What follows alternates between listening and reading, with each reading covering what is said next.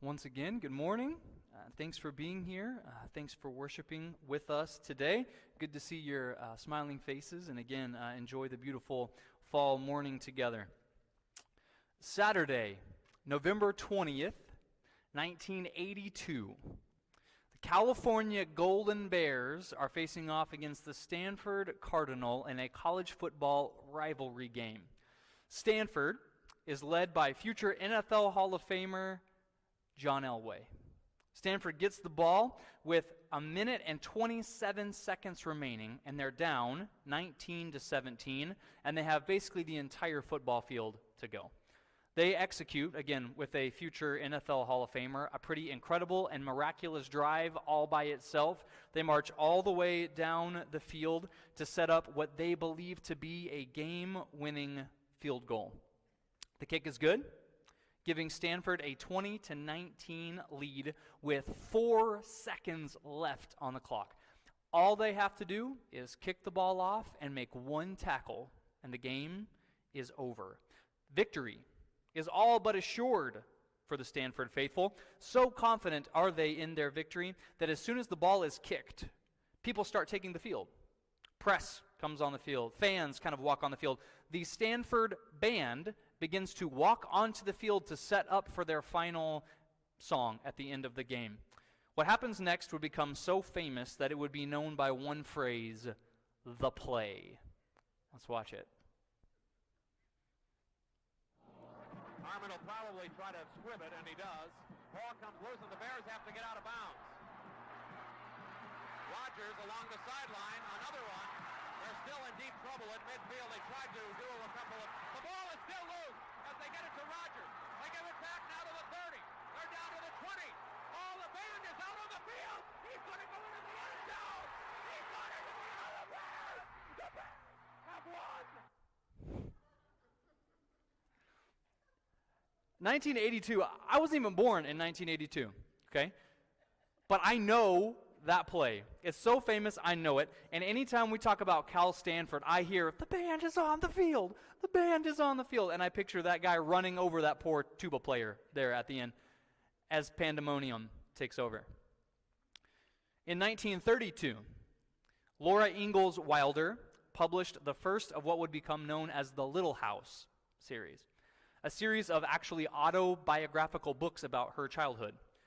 To this day, the Little House on the Prairie books remain some of the most popular children's and young adult books of all time. Time magazine ranks Little House as one of the 25 best young adult books of all time, and to date they have sold over 60 million copies. Laura Ingalls Wilder began her life as a teacher. She decided to focus on teaching and writing a few grant things. She enjoyed writing, but not professionally.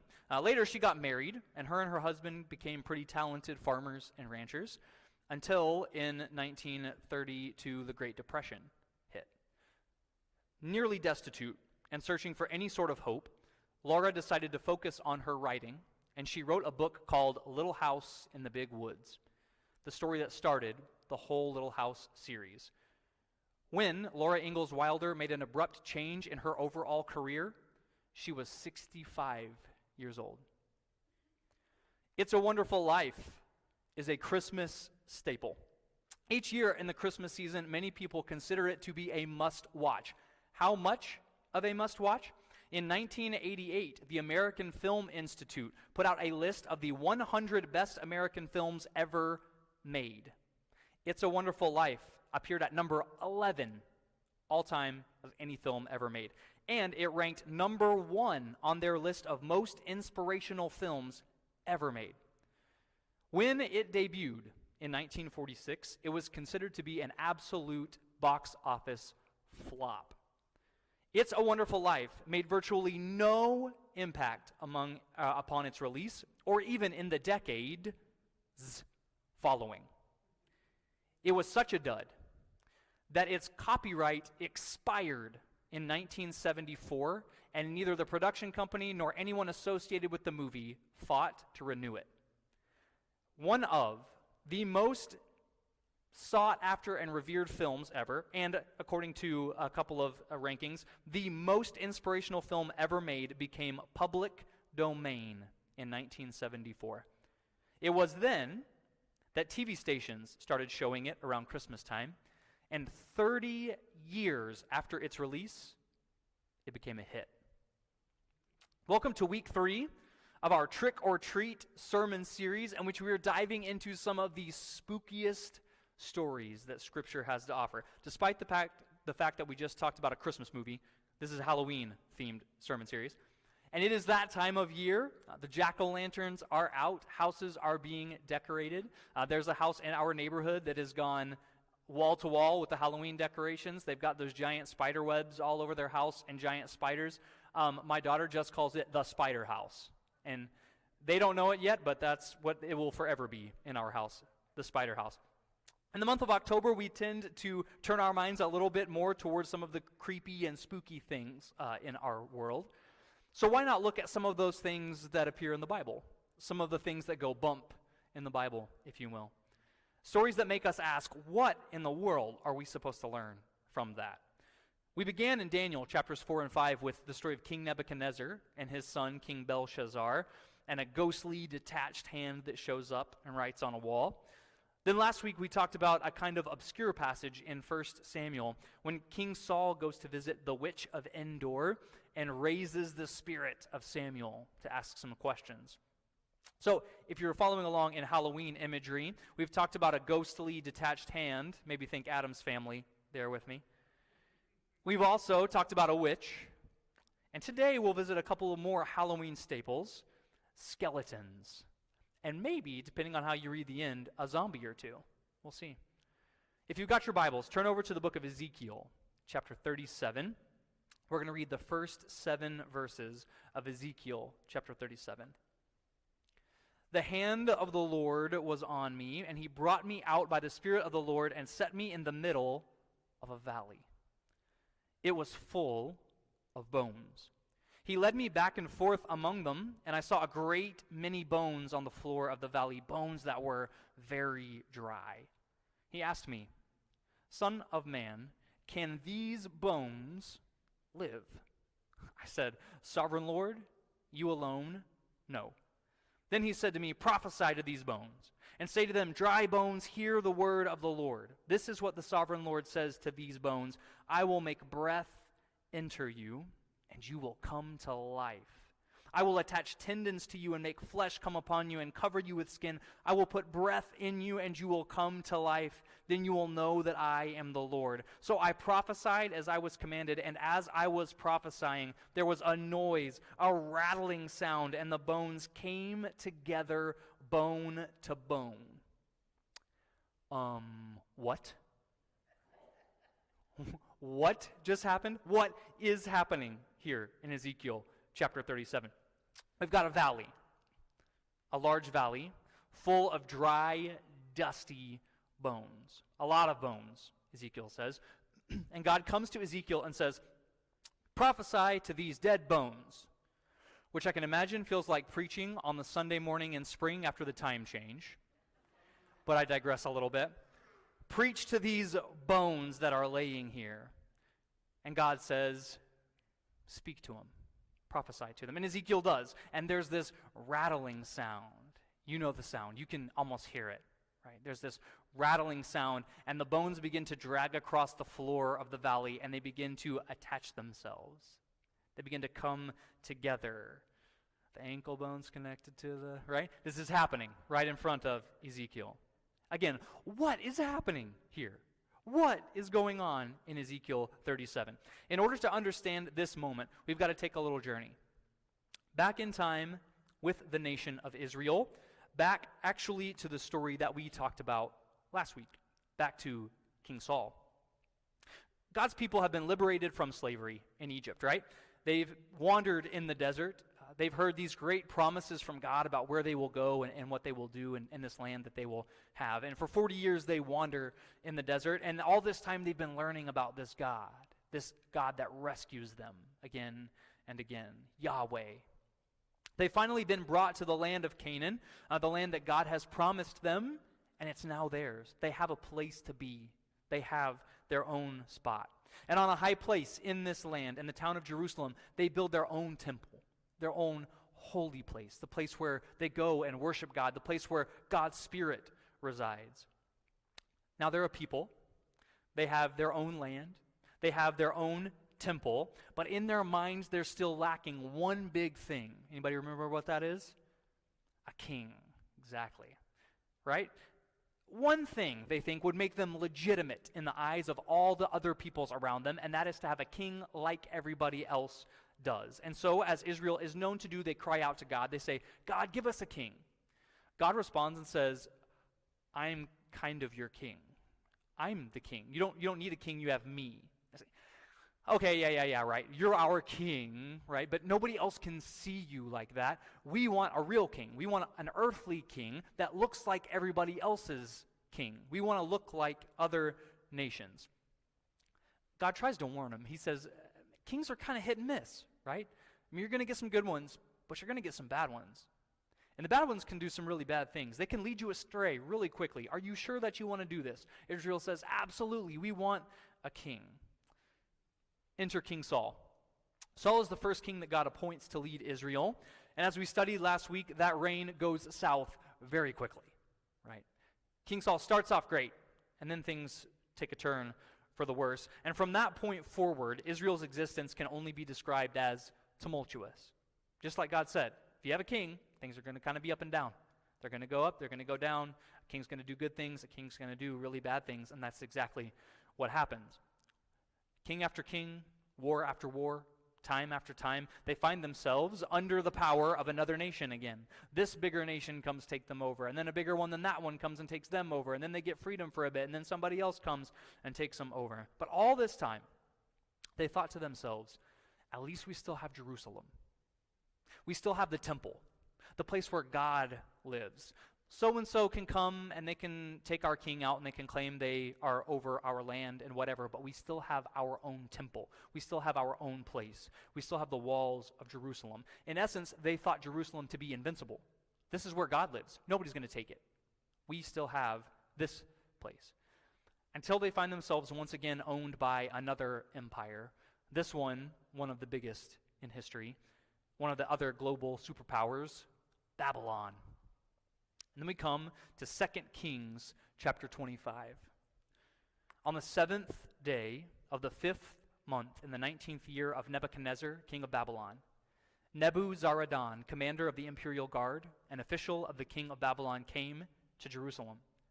He set fire to the temple of the Lord, the royal palace, and all the houses of Jerusalem. Every important building he burned down. The whole Babylonian army, under the commander of the imperial guard, broke down the walls around Jerusalem. Nebuzaradan, the commander of the guard, carried into exile the people who remained in the city, along with the rest of the populace and those who had deserted to the king of Babylon. This right here is a monumental point in the history of Israel. This moment will be memorialized forever in the hearts and the minds of God's people. For almost 70 years, God's people would once again be strangers in their own land. The temple itself burned to the ground. Jesus even refers to this moment when he prophesies that he will tear down the temple and rebuild it in 3 days, right? They went 70 years the last time the temple was torn down. This is what we refer to as the Babylonian exile. An exile brought about largely by Israel's own design. This is where many of these Old Testament prophets come during this time period, and they're asked to prophesy really harsh things about Israel and about the choices they made and what led them to this point, to where they are templeless, they are cityless, they are landless again. And it's in the midst of these 70 years of exile that Ezekiel is called to be a prophet. A time when God's chosen people are again languishing under the rule of another regime, forced to the outskirts of society again after God's promises seem to be completely fulfilled for them. This is Israel at its rock bottom. They would have been, of course, reflecting on God's promises at this moment, sitting, looking at the ruins of the temple and thinking, what is happening here? Where do we go from here? Will we ever see those promises again? This is the moment when it feels like all hope is lost. Even the temple burned to the ground. Let's go back to Ezekiel chapter 37. The hand of the Lord was on me, and he brought me out by the Spirit of the Lord and set me in the middle of a valley. It was full of bones, and he led me back and forth among them. And I saw a great many bones on the floor of the valley, bones that were very dry. A valley full of bones. The large number of bones here implies that this was the site of an incredible catastrophe. This is a terrible place to be. This is the site of a very bad thing, a large bad thing. And not just a great catastrophe, but a demoralizing one. Bodies left out without a proper burial. That is a cultural no-no, right? You don't leave them out there unless they're there to completely decimate the morale of an enemy. So this is the site of a terrible catastrophe, a demoralizing one, a one where the bodies were not even properly buried. They were just left out in the sun, left to rot, left to be exposed. And so Ezekiel looks at them and he notes that they're, quote, very dry. They've been out there for a while. All signs of even the smallest hint of life are gone. These are dry bones. He asked me, Son of man, can these bones live? I said, Sovereign Lord, only you know. An answer that I feel like could come at a lot of questions these day and age, right? Will we ever get out of this pandemic? God, only you know, right? Will things ever get back to the way we thought they should be? Only you know, right? So God looks at these bones and he calls Ezekiel and he says, look at these. Can they live? Ezekiel says, I have no idea. Only you know, which honestly shows an incredible amount of faith because the answer is obviously no. They're very dry. There's not a hope of life left in them. There's nothing that these bones could do. They can't live. No, the answer is no. Ezekiel says, only you know. Then he said to me, prophesy to these bones, and say to them, dry bones, hear the word of the Lord. This is what the sovereign Lord says to these bones. I will make breath enter you, and you will come to life. I will attach tendons to you and make flesh come upon you and cover you with skin. I will put breath in you, and you will come to life. Then you will know that I am the Lord. So I prophesied as I was commanded. And as I was prophesying, there was a noise, a rattling sound, and the bones came together, bone to bone. This is the Halloween moment, and this might be one of the scariest things to have ever happened, ever, right? Here is Ezekiel standing in the field as the bones start dragging across the dust, and they start forming themselves. They start putting themselves together.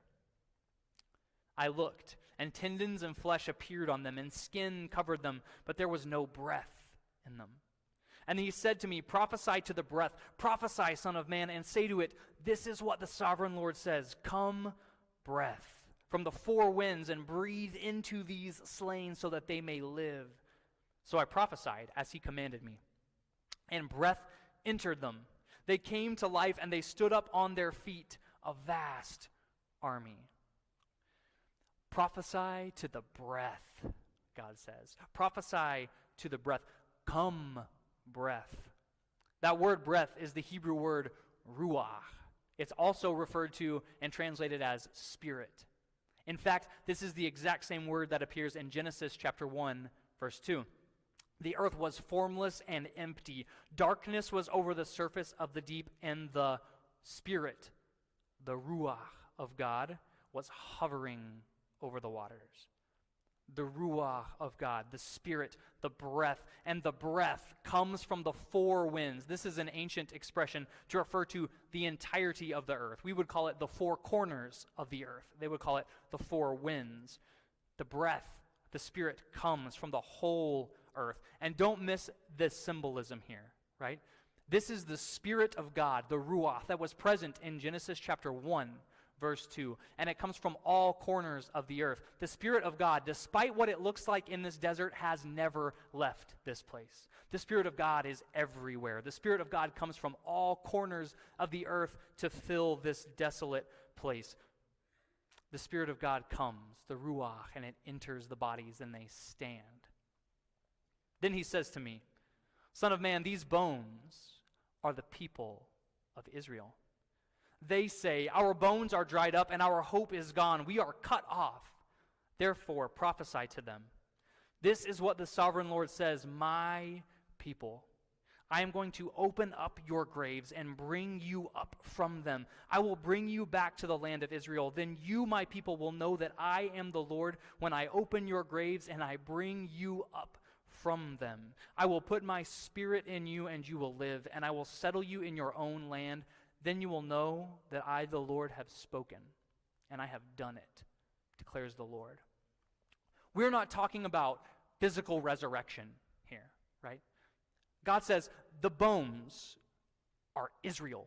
The bones are God's people. The bones are God's church.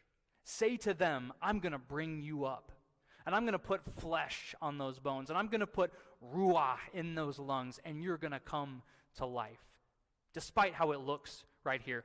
We're not going to go to Ezekiel 37. We should not go to Ezekiel 37 and read a description of what we think the resurrection is going to look like. That's not the point of Ezekiel 37. The point of Ezekiel 37 is much bigger than that. The point of Ezekiel 37 is about hope. It's about hope in a boneyard, a hope that clings to dry bones, that drags them together and promises a future in the middle of desolate wasteland full of destruction and despair. Have you been there? Have you ever been in a boneyard? Not literally, but have you ever stood there and thought you were in a season so dry that you thought it might never end? That it seemed like there was no hope from this point forward. Nothing would ever change. Nothing would ever get better. Israel can't see beyond their current circumstances.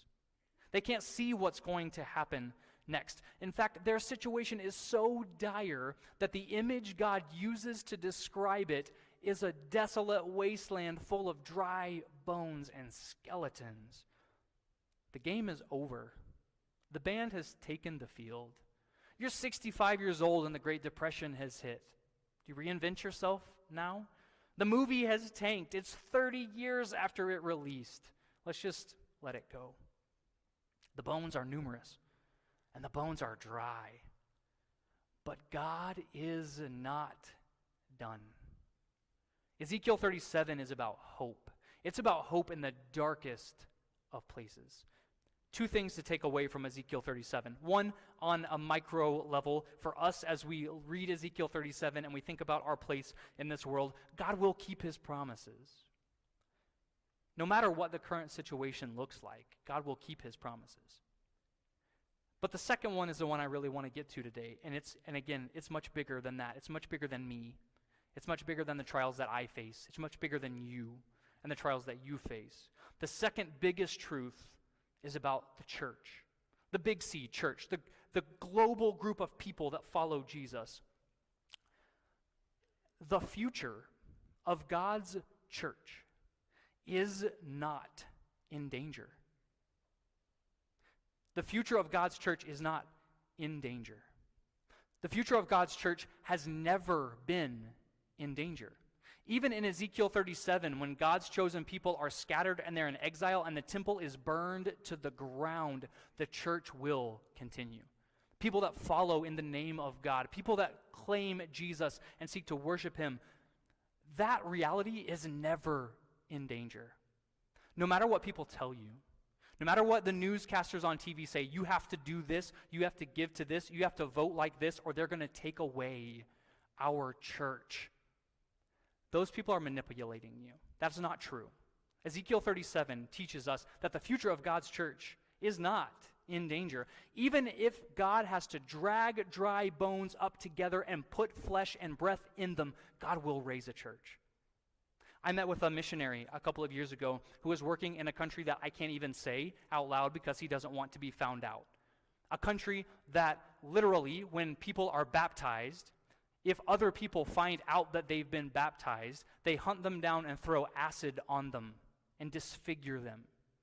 They cut their hands and mutilate them if they find out that they have claimed Christ. And do you know what is happening in that place? People are getting baptized anyway. The church is growing in a place like that because God's church is not in danger. God's church is never in danger. It hasn't been, and it will not be. God is more powerful than anything anyone can do here. We don't have to be afraid of that. May we put our hope and our trust in the God who draws these bones together and fills them with his Spirit, Ruah. In those darkest moments, individually, and as we look at the future and think we have reason maybe to be afraid, may we hear the voice of God looking at us and pointing and saying, can these bones live? And if our hope is in God, the answer is always yes. Would you stand with me? We're going to sing one more song together. If there's anything we can do to help you or if we can pray for you, please come find me as we sing one more song.